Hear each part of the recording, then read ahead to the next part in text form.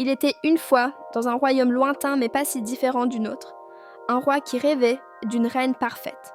Ses attentes étaient aussi vastes que le ciel, et malgré les nombreuses prétendantes, aucune n'avait su combler ses espérances. Cette quête incessante, loin de le rendre heureux, plongeait peu à peu le royaume dans la tristesse et le déclin.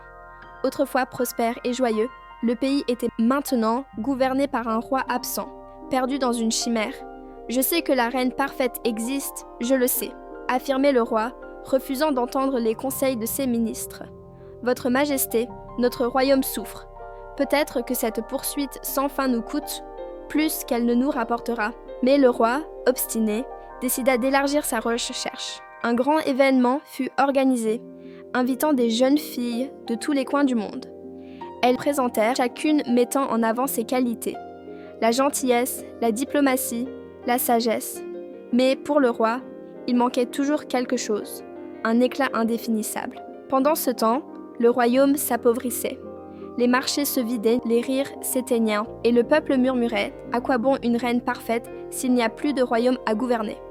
Et puis, un jour, une jeune conteuse nommée Scheherazade se présenta au palais. « Je souhaite parler au roi. » Intrigué, le roi la fit entrer. Elle s'inclina et murmura « Permettez-moi de vous raconter une histoire. » Avec un sourire mystérieux, elle commença le récit d'Aladin et de sa lampe merveilleuse. D'abord indifférent, le roi se laissa peu à peu emporter par l'histoire, jusqu'à ce que l'aube arrive. « Nous continuerons ce soir, » annonça Scheherazade en se retirant. « Non, attendez. Que devient la princesse Jasmine ? Que fait Jafar ?»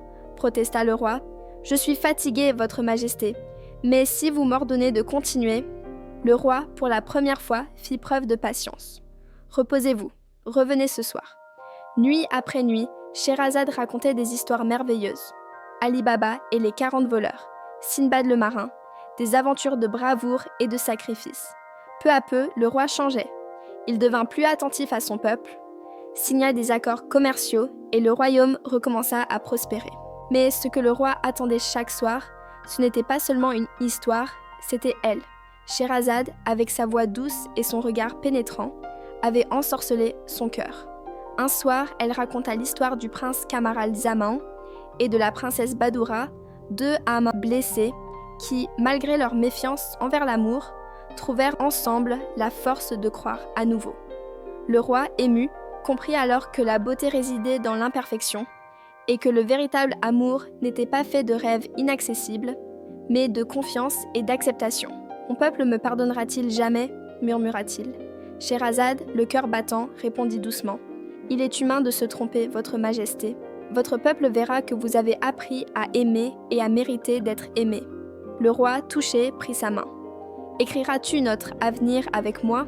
Après 1001 nuits d'histoire, Scheherazade avait transformé le roi, du désespoir à la compassion, de la solitude à l'amour.